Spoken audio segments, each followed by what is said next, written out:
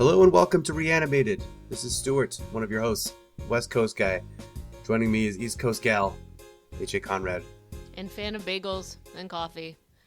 I wish I had more of both right now. I mean, I'm a fan of those things also. And I, also wish I'd had all of those things. I just have coffee, for which I am grateful. Sometimes they send you bagels. Sometimes. I am always appreciative of the... Wait, but are you doing the gluten-free thing now? Or are you still... What? Wait, were you like fasting? No, you were doing intermittent fasting? I did that earlier this summer. Did it work? Yeah, but it's hard to tell if the intermittent fasting worked or the fact that I swore off alcohol for a month and I tried to decrease the sugar I was eating, so no sugar in my coffee and stuff like that.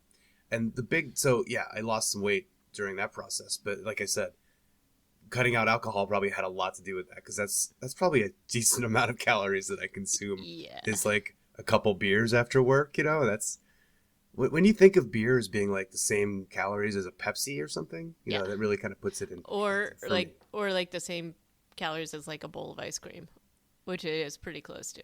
That's crazy. Yeah, it's like That's depressing. You're eating a bowl of ice cream, man. I'm eating a couple bowls of ice cream after work. That's just sad. Well, so that's why I switched to White Claw. Oh, yeah. Nice. Really? Yeah. No, but I did for a while. I was buying mixed 12 packs of black cherry White Claw. It tastes like cough. It tastes like cough syrup to me. I can't do it. I know. I didn't have a problem with it, but then I was okay with like Coke Zero for a while too. Then I was like, how do they? What? It's chemicals, man.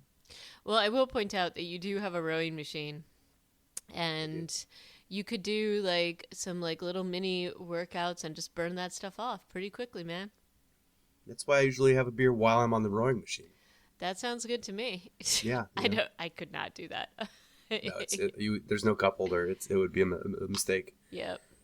So, jumping into the news, we're still doing our Walking Dead season 9 recap series. I wanted to mention this last time, Miss Conrad, that the Passage Facebook page updated its profile picture and banner this month in December of 2019. Is that just people like behind doing stuff, or is that indicative of something else? I don't know. Well, it got a lot of people who still follow that page up in a tizzy, because they're like, what are you doing with my emotions? You canceled this show,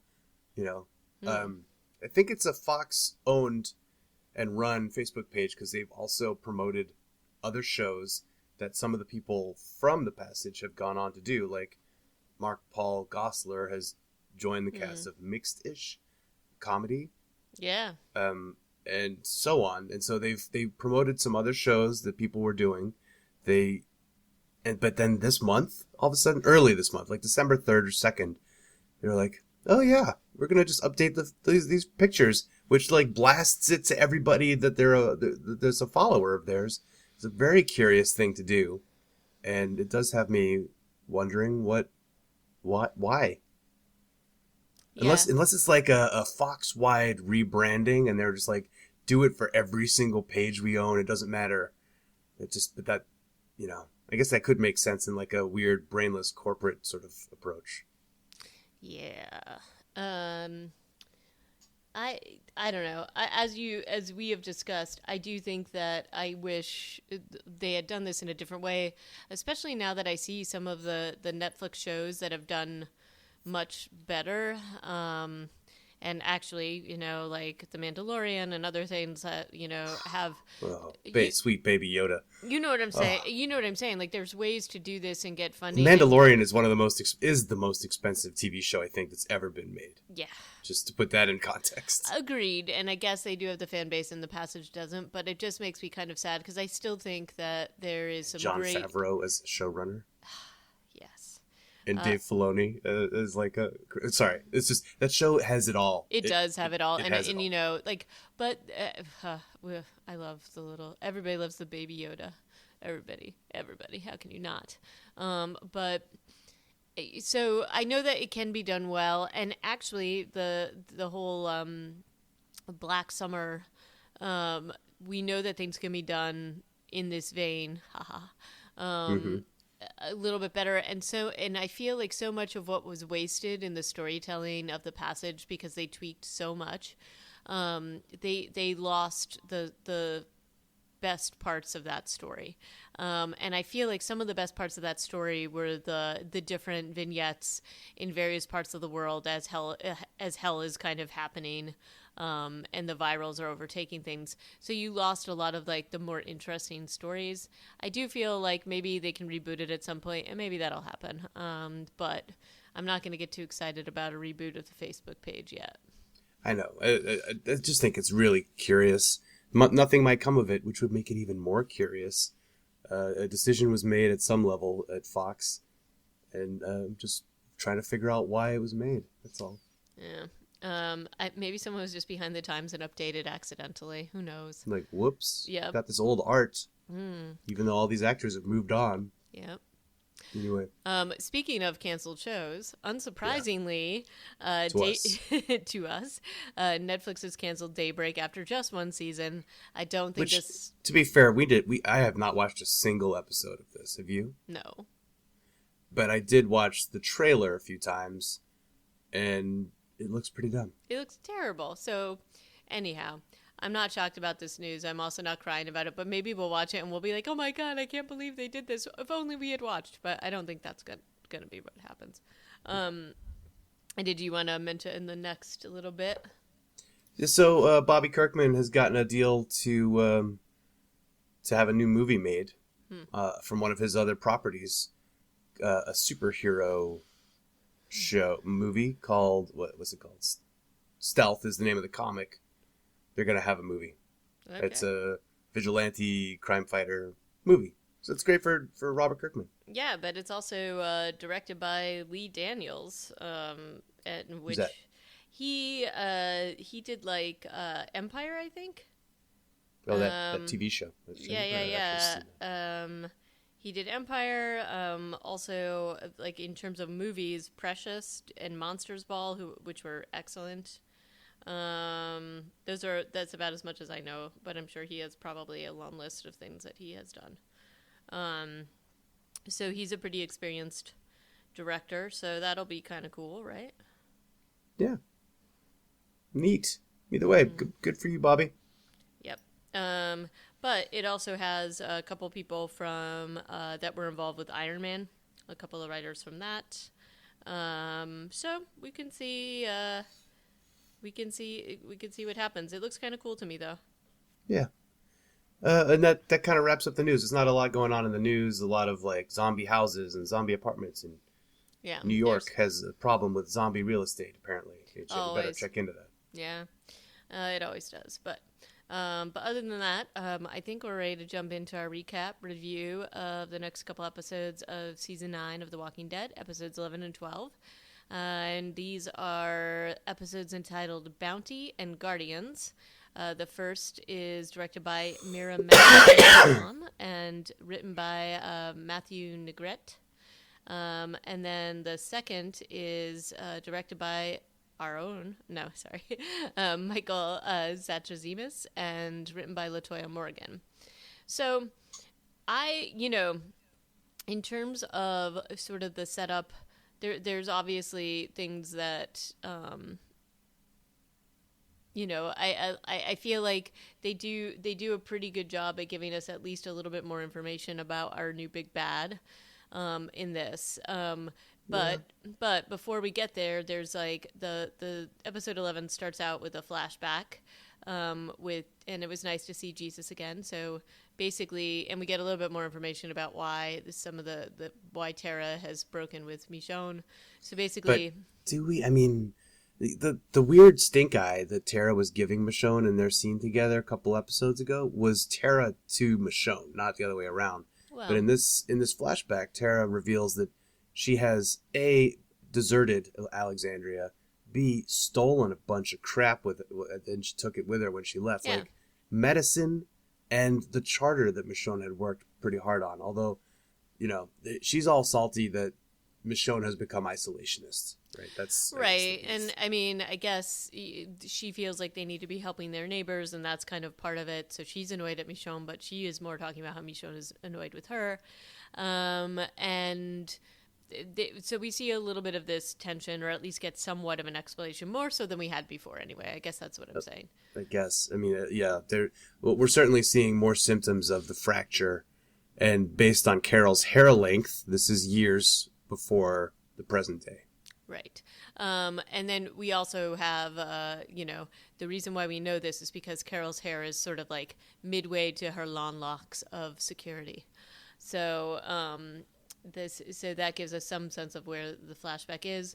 They also have a mention, Jerry in this particular scene tells Carol and Ezekiel that he and his lady are expecting a baby. And then when we flash forward, we see that they have several kids. So yes, it helps. That also helps. Yeah, so it helps set the timeline a little bit. So we know that a charter has been written. There's been,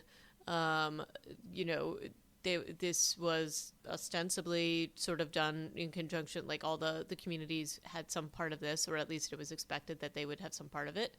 And you've got Alexandria, Hilltop, Sanctuary, Oceanside, all those folks are part of the signatories, but nobody has signed yet. I just would like to speak real briefly on a topic that I think is probably not ideal, but this show's pretty inclusive, right? It's got a lot of diversity in its cast, but I do have like a continuity issue with Jerry and Nabila, being that they are quite large folk. Yep. My problem is not like, oh, though I don't want to look at big people on TV. My problem is, how can they be big in a post-apocalyptic scenario? And I've had problems with this in other post-apocalyptic shows that I've watched, where it's like, I'm sorry, how are you overweight when you are living hand to like subsistence? You're growing your own crops. It's not like you can sit at home and drink 2 beers after work. Well, okay, so I will say, and this is like, Jerry looks to me like he is possibly some kind of like Islander-esque kind of thing. And genetically, there are certain people that just can't drop that weight. Like, they're just going to be that body type, no matter how much weight they drop. And maybe he has dropped weight. He's just like really wide-shouldered, and like, you're not. I think that's part of what it is. But I don't know. I kind of agree with you, because it's like, but, I think they're just going to keep that going on in the show and expect it. But agree. Like, I do feel like there should be some kind of change in terms of how they're processing things. But what's the total possible calories that these guys are getting to eat a day? It's not 2,000. I'll bet you. Well, right, but if you see certain, if you look at, I don't want to get into this because it's gonna I'm gonna get hate mail or something like that. But there's definitely examples of people that just are genetically and maybe it's honestly a survival thing. Like, their bodies just hold on to the calories, right, to have fuel later. But agreed, they're probably a little bit more rotund than you'd expect them to be in this particular kind of community, especially since everybody else is kind of gone. So I don't know. But then again, they do live in a land of plenty, at least in terms of their community. So maybe they get more than other people. Who knows? But all right, continuity aside, we've got that going on. And then it flashes forward to modern day, and we've got Alpha at the gate, basically wanting her daughter.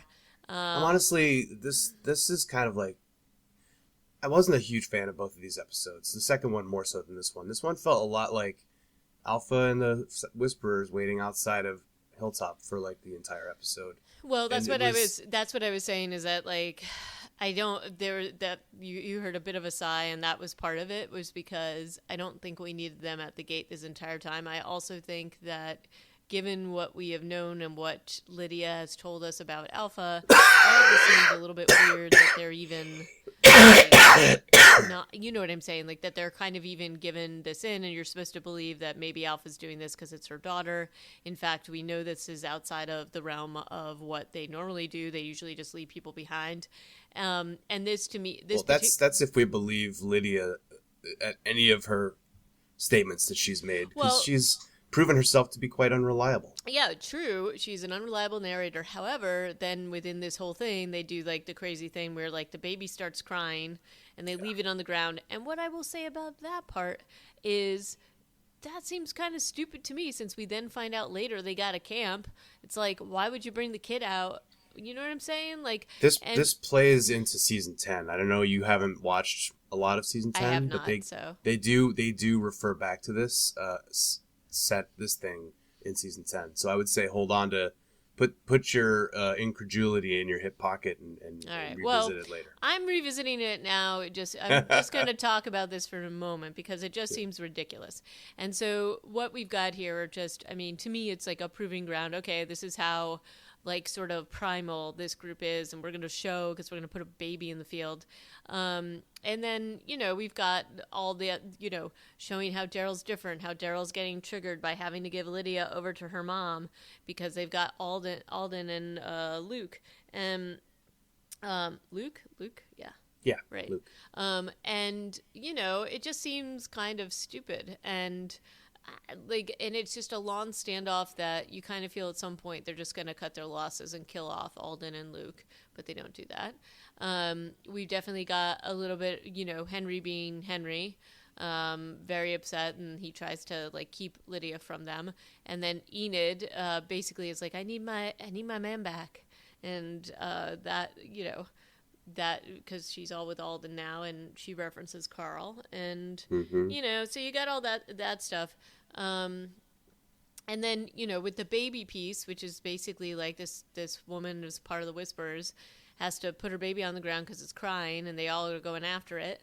And then like the Hilltop folks rescue the baby. Where the heck did they come from? And wouldn't Alpha view that as a threat somehow? And now Connie was in the corn the whole time. She's the one who. Yeah, I know. And then the others come out the side door. Yeah.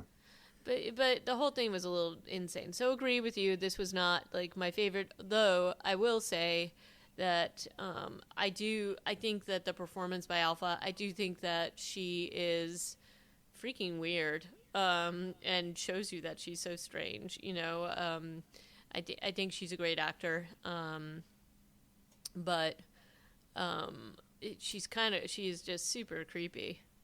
Generally.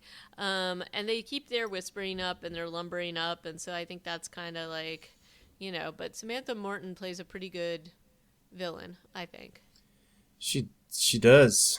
She does.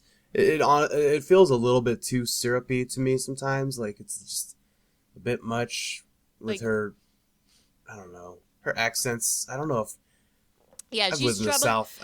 I don't know that I've heard anybody talk this way. Well, I mean, she's British, I think, maybe? Yes, she is. So I think that's part of what's going on, because you hear a little bit of that going, or at least I seem to. Yeah, every so often she'll drop a word. So you got that going on. And then there's also the side quest. Yeah. I was about to. There's like, the herd of elk, and then there's Ezekiel's side mission and his side mission, and this has like the musical number with the mission mix. It shows like the Kingdomers as being this like happy-go-lucky band of zombie survivors, but like their head bobbing and their funk. And Carol looking at them all kind of still with incredulity years into her living with them. It's a nice nod. I like this. I kind of like this. I did too. That was cute. The contrast between her and the rest of the Kingdom people. And then the set piece is good. Like it's a good set piece. Yep. Yeah, sure. It feels dumb, but it's also like Ezekiel has to keep defending it to Carol. And then Carol is eventually like, all right, we're doing this. Let's get on with it. Well, it's kind of cool. But it also shows you, like, because Carol's so used to sort of, or at least the Carol we knew before, was so used to kind of like, okay, you guys are all doing this. I'm going to take off and do my own thing. but it shows you that she really does care for Ezekiel, because even though this is whimsical and whatever, it's part of why she cares about him, because he is so different from her, and it's her throwing in her lot with them and really showing that, she has a lot of skepticism, but she is part of them, so that's kind of cool. I thought the set piece was great in the movie theater. I thought, I love Jerry. I think he adds, like, just an adorableness. I'll admit to you, I was so afraid he was going to bite it in this. When Jerry dies on this show, inevitably, it's going to be bad. It's because he is like this ray of sunshine. This was where part of why I thought it was going to happen is because they were so focused on him and Diane. Yeah. And I'm like, oh God, are they going to kill both of them off? And then, okay, the reason why I thought it might happen in this particular piece is because suddenly Jerry, who you always see in that long sleeve thing with like a bunch of body armor, has bare arms. And I'm like, oh man, really, guys? But that's not what happened. Instead, they have a little bit of a comic thing with him with the projector pole, because Ezekiel thinks that everybody should have movies and that's going to bring back civilization. And, good. I guess it depends on the movies that they watch. But I thought this was pretty cute. And then Carol, like, gets into it, despite the fact that it's a little nutty. It's gonna, like, sort of bring them together as a community. So she's like, all right, we're going to do this thing. She has a whole plan. It's like, it's all good. And then the other part of it is that Ezekiel wants that big cabinet to show the charter off in. Yeah, so the flashback at the beginning of this episode is to show you that he has the charter now, and then this side mission is to show you that he really likes his charter, that nobody else has signed, and he wants to give it a special frame. Right, but cool. Isn't it weird, though, that he doesn't, like, dust that whole thing before he actually puts it in the frame? Just saying. Anyway. Okay. Back at the hilltop, Lydia has agreed to go back. She gets smacked around by her mom in front of Daryl, which is going to trigger him in a big way. And then ultimately Henry goes after her and the Whisperers in possibly his dumbest move yet in a long history of dumb moves. Yep. And then Connie and Daryl go after him. Yep. Because that's what Daryl was asked to look after him. Little did he know when Carol came to his camp just how much trouble Henry was going to be. Yeah. He is Carl times a million. He definitely is. The Connie going with him was kind of weird, but okay. Oh, they're shipping them, right? I mean, yeah, we all feel the shipping happening. Yeah. And also, just as an aside, our broken-hearted blacksmith couple are taking the Whisper baby. Yeah, it made no sense to me why Earl and Tammy were outside the walls to go help get the baby back. Until you saw them, right? Yeah. It's just, they're in the corn, and all they do is run up to Connie and behind Daryl and then turn around and run back to Hilltop. Like, what are they going to do out there? I'm sorry. Earl, he's a great blacksmith, I think, perhaps. Right. But Tammy is only good for kind of like, I don't know. Stirring up trouble.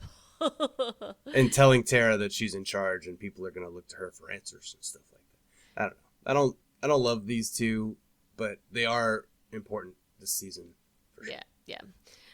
So we have some happiness at the end. We see the projector bulb, but there's a little bit of a happy montage at least with Carol and them. But then dun dun dun, Daryl and Connie running off after Henry. And that's where it kind of leads us into the next episode. Not shockingly, Lydia is, walking around. I think it's interesting, just sort of because all the whispers, and so, like, this is the Guardians episode. But I think it's interesting just watching. Lydia is not in the Walker masks and whatever, and all of the rest of them are, the whispers, and just sort of watching her body language. And the whole whispering thing, it's a little strange, but you kind of see this instinct of survival that they've developed, and so I thought that was kind of cool. We see a little bit of, an alpha even, when Lydia calls her mom, when they're reunited in the last episode, is like, no, you call me Alpha like everybody else. And she's trying to get information out of Lydia, but she doesn't trust her. So this is kind of weird to me because it's like, okay, you rescued her. there must be a little bit of this because she's your daughter, but you're still sort of not trusting her, and it's clear that you don't trust her. You're trying to get information about the communities. And the interesting thing, she's asking if there's any sign of trade. She's asking them.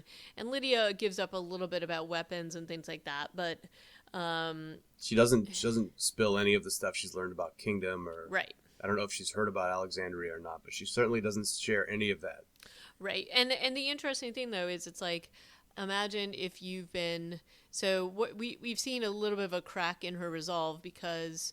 Even when she gets out, when Henry had let her out as part of the plot to sort of get more info from her in the last episode or a couple episodes ago, we see that the baby triggered her in that, and she immediately wants to go in, and the baby kind of triggered all of her sort of false memories, kind of washing away. And there is a comment that she makes, like as an aside, that she said, I was told it wasn't possible, or I thought this wasn't possible, because it's when Henry tells her how long the community's been there. And she's like, there's definitely this sort of like, there's a conflict within her because, I mean, if you see how the Whisperers are living, it is not a happy existence. It's pretty rough. I mean, they're eating worms. They're like just kind of shambling around. They're walking in the skins of the dead, which can't smell good. I mean, we get to see their camp in this episode, which is also just like, I don't know. There's not much to it. It's just they're squatting in some trees. They have a lot of these wooden racks where they're drying God knows what. But they're living a pretty rough right. lifestyle, and they've been taught by Alpha that civilization doesn't work anymore, and these people are all supposed to be gone, and that's why they're going to go after them and kill them, I guess. Yeah. Still doesn't make 100% lots of sense. No. Doesn't make a whole bunch of sense that Alpha would have been able to recruit this many people if her approach is to murder folks that she runs across. Because they have quite a few people, it looks like. And there's others that we don't see because there's others like with the herds that we do see after the attempted coup. Right. But the other thing that struck me, just even how they're walking around, like as they walk back to the camp, it's like they sit on the ground. They don't really talk to each other. They're just kind of like sitting and not like they're not really living. And I think that's a little bit of the point, is that they're just kind of existing. There's not really a ton of like, I mean, clearly people have some relationships, as we see a little bit later in this episode, but there's just not the trust. And, you know, you can see how that might happen if the philosophy is you leave the weakest link behind, or, you know, you let, you know, that you're animals and you let the walkers silence babies and stuff like that. So that's kind of an interesting difference. And, you know, it's just, you can see why Lydia might be having some second thoughts. And then, of course, Henry is trying to be a hero and gets captured. I was not at all shocked. I mean, it was kind of, he's really just not stealthy for being Carol's kid, I have to say. He is not. He closes, he gets really close to their little, this is the camp before their camp. Yeah. But he gets right up to them. And then we get introduced to Ryan Hurst's character. That for the first time, Beta shows up. Yep. Beta's kind of a giant badass. Yeah. Ryan Hurst is a really great actor who's done a lot of before he did this, he did Sons of Anarchy for several seasons. Yep. He was a great character on that show. He was in like Once Were Warriors. We Were Warriors. Yep. He was in Saving Private Ryan. He did a lot of like babyface roles, and then all of a sudden, Sons of Anarchy shows up. And he's got this giant beard, and now he's kind of had this look now for several shows. Because after Sons of Anarchy, he did The Outsiders, which is a show about like hill people in Appalachia, and now he's got the Beta thing, and he's been rocking the same look for several shows in a row, which I kind of enjoy. Yeah, I also, like, when he first came, like, when I first saw this episode, I was like, he looks a little bit like somebody out of, like, Pirates of the Caribbean. A little bit. like he's got that thing going on. And at first I thought that the coat he was wearing was Jesus's, but it can't be because he's too big, I think. But I felt like that was they were trying to do something with that. But like I think he's kind of a cool character. You kind of see that he's the muscle behind Alpha's leadership. Like, so that was kind of interesting. So his entrance onto the show I thought was pretty cool. So yeah, he's great. The coup also represents a really big reveal for the Whisperers. It shows that Alpha. I mean, after this, like, these two people say, we want to challenge you. We think you're leading us in the wrong direction. She admits that this hasn't happened in years. Yep. But she puts it down brutally by basically Beta coming to her aid, and she garrots one of these women and actually decapitates her with a garrote. Yep. Which I think, based on Samantha Morton's physique, I don't think she has the strength to do that. I don't know, man, because like it's kind of interesting, just sort of the roles that she has played. Because I mentioned that she was on that other Hulu show, and she's pretty badass on that show Harlots. too. Yeah, I'm just saying, like, the amount of strength it would take to sever bone. True, but with one piece of wire without sawing at all. Just like, yeah, I can cut through bone with a piece of wire just with my two hands and in one big move. I just think that that's unlikely. But hey, it makes for a cool thing when she can hand the boyfriend the head of his girlfriend right before she stabs him. Let's also talk about a continuity thing here. Given the amount that we have seen them eat, I think you're probably correct. Physically, I think her muscles would be wasting. I don't think she would physically have the strength to do this. Though I think they try to set this up a little bit when we see her killing Lydia's dad. Like when everything kind of goes topsy-turvy and we realize that it's actually like her that's taking him out. So she's ruthless, and maybe that's what they're trying to show. But I personally think that just from a nutritional point of view, she wouldn't have the physical strength. I was impressed by the fact, I thought that this was kind of good, which is that she immediately knew that it wasn't the first, the guy who was first challenging her. She knew that it was like his girlfriend, and she'd been watching her. She'd been watching them. So like, I thought that kind of showed the sort of like ruthlessness and intelligence, and she's very Negan-like in that way, honestly. Yeah. So that was even in the way she uses Beta is a bit Negan-like. And so that was, and she does all of this in front of Henry. So Henry looks like he's growing up. He's got a front row seat to this. Yeah, it's pretty messed up. And she's definitely using Henry to try to see, like, they know that Henry puts their camp in danger because people are going to come for him, but they also want to find out if Lydia's been turned, and you can see why Lydia might be turned. This just seems like a totally joyless existence, so can't say I blame her on that. But she indicates to Henry that she's still on his team by wearing the weird wooden medallion that he'd given her as a gift. And she lets him see it deliberately. So, but she has changed out of her tight, form-fitting hilltop clothes into loose, baggy Whisperer clothes because they have to have a uniform. Yep, and they don't have color. So she was wearing like kind of pink something before, and now she's wearing sort of like dirty linen-colored stuff. But it's odd and kind of funny that the quote-unquote good guy survivors all wear like very tight jeans and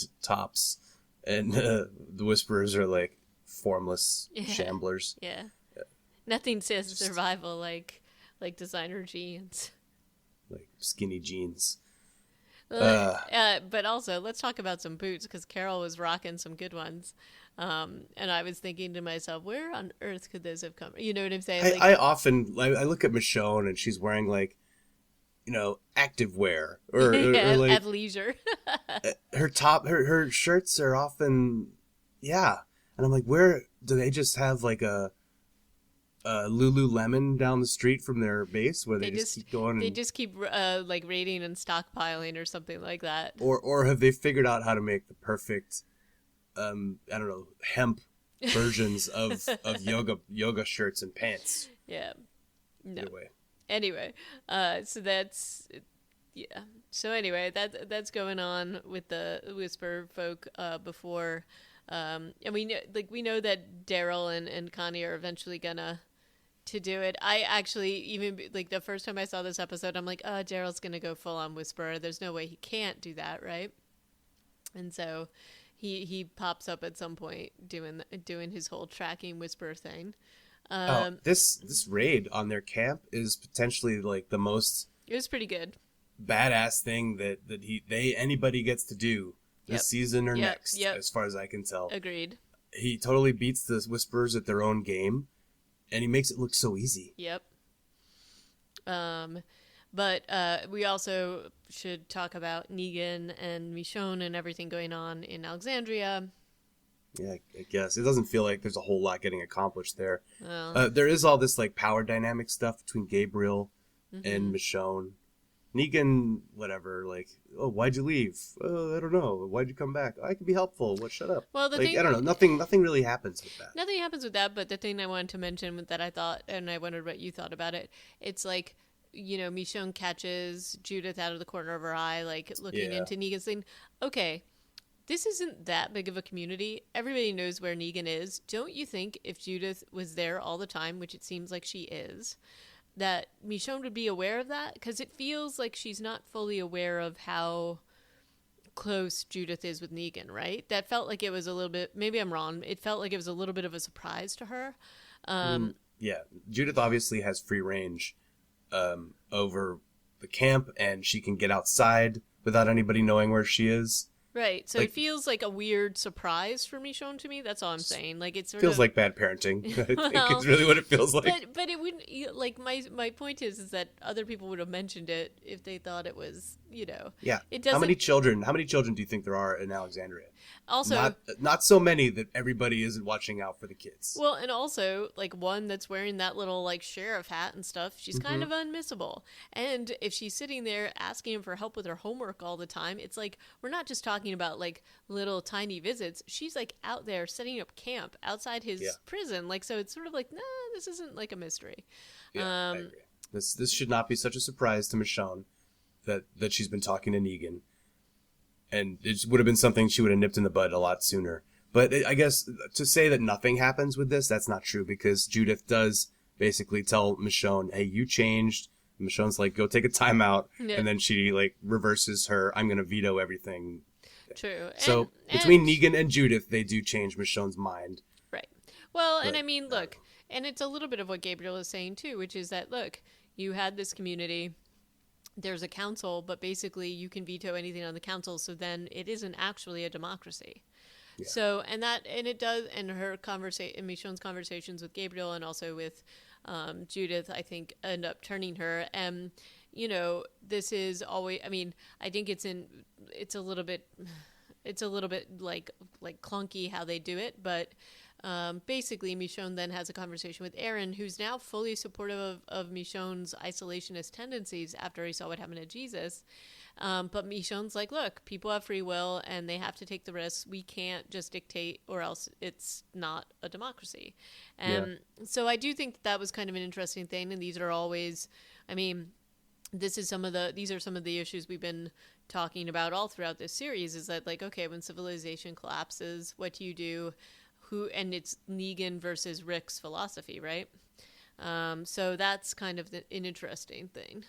It doesn't make a whole lot of sense that I get it. Michonne has become isolationist because of something we haven't seen that has happened in her past. But when she makes arguments like, "Oh, if Alexandria survives but the kingdom falls, what's the point of that?" And she's like, "Well, Alexandria survives," but she has to remember. For us, it was only like a season ago. That the kingdom basically, there would be no Alexandria. Right, without the kingdom. And I think she gets there eventually. Her, she does, but I mean, for her to have like completely gotten away from that, it doesn't make, because we haven't been privy to all of these things that might have changed in her yet, it does feel still like a kind of a stretch for us to be like, yeah, screw all those other people who were your best friends and who put their lives on the line for you. Right. Whatever. But yeah, so we get past it. I'm much more interested in the developing Whisperer story. We also, I forgot to mention the one kind of like, we get to see the mechanisms of their camp, and Alpha tells Beta to go get a mask for Lydian to make Henry watch it and watch him do it, and it is totally disgusting, as you would expect. As one would think. But and then the end of this episode is the big rescue of Henry and Daryl. It's kind of weird because after all this, Daryl sort of tries to leave Lydia behind, which seems weird to me. Ultimately, he's trying to be like, all right, this, then we're even, Steven. Right. But after he's just led a raid on their camp. I mean, the thing is, would they have known? Maybe not. I don't know, but it was just kind of strange to me. But they then, like, the last scene is them running off into the woods with Lydia and Henry. So, and he does say that they can't go back to Hilltop because they'll take vengeance on them. But it's also like they think they can't go. Yeah, they think that Henry is from Hilltop, so they're going to assume that. I don't know. Maybe they're gonna. I feel like they're gonna assume that it's gonna be Hilltoppers coming to get Henry, right? But we'll find out. We'll find out in the next episode. But agree with you. Like, I think that some of this was a little bit could have been edited down. I don't totally love how where they're going with Michonne in this and how they're like. It doesn't feel like she's making the decision she's making. I don't know that it would have turned her just talking to Judith and Negan, but hey, that's where we are. I do like how we get to see more of the Whisperers, like life and their sort of day to day. But I do feel like the first the episode, the bounty episode, could have been a lot like less standoffy at the gate, right? Yeah, it was a bit much of that. And thinking to this Guardians or the zombies walking through the Whisperers camp, and Lydia saying that walls don't save people. Yeah, I gotta believe that. I think that if they'd had even a low wall, that would have saved a lot of them. Well, and it's also just sort of like, you know, Daryl has his booby. Even when he lives out in the wild, he's got the booby traps set up all around, and Walker alarms, and you would think that they would have something like that, but no. I also don't think, so there was one thing that did bother me about Lydia walking with the Whisperers is that, you know, she's still a living person, even if she's whispering, even if she's shambling. She doesn't smell like them. You would think that the real walkers, would still, come and try to get her. But that was the other part that just didn't seem right to me. But it's not like they totally are going to discount it because they're like, oh, there's walkers around. They don't work that way. They don't think. So, anyway. That's all I got. So join us again next time on Reanimated when we will be discussing episodes 13 and 14 of Season 9, Choke Point and Scars. That'll bring us to within one more of our podcast episodes before we can finish up the season altogether. HA, I encourage you to start watching Season 10. I have started. Well then, because, pretty soon, I don't know exactly when, but they're going to start rebroadcasting that, and then before you know it, we're going to have our hands full with the new world or whatever it's, the world beyond. Yep. Kingdom Season 2, all these things that we're going to have to be all on top of. So either way, thank you for joining us on this recap of Season 9. You can always get in touch with us. Reanimated PCast on Twitter, reanimatedpodcast@gmail.com, or reanimatedpodcast.com, where our show notes reside. So holler at us. And thanks again for listening. Ciao. Bye.